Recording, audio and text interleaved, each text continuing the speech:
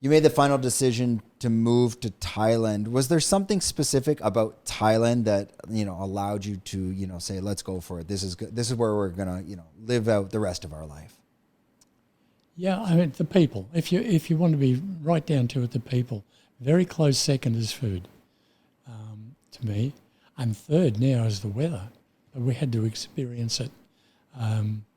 We really do enjoy, our life at the moment. We do not have one thing to worry about.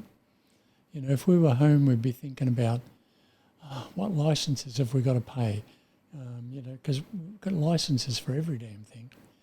And you think, did I put it in the phone last? Registration on the car. I mean, we don't even have a sticker on the car that we can look at anymore. You've got to look it up on your phone. It's just, and these are easy things at our age to sort of forget.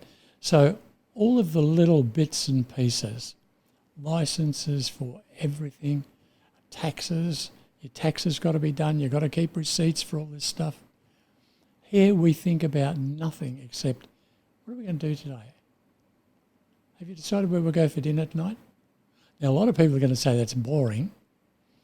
In our case, my wife does some arty craft things, and I do still a fair bit of photography.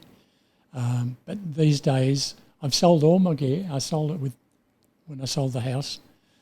I just use an iPhone, the latest iPhone, and I use one of those 360-degree cameras, which is, I find, really interesting. So now, using things like Final Cut Pro, I'm just learning, about text and textures and, masking and layering and doing all that sort of stuff.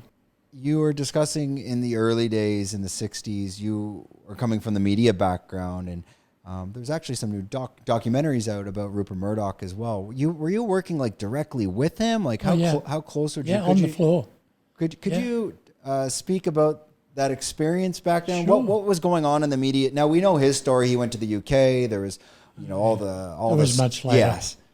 Yeah, he was an old man when he leaned over there. What was it like initially working with him during that period? Rupert he was a wonderful guy, to the guys in those days. He was 31, I was 21. I'd finished my time in Melbourne as a printer, and I moved up there to typeset for the Australian.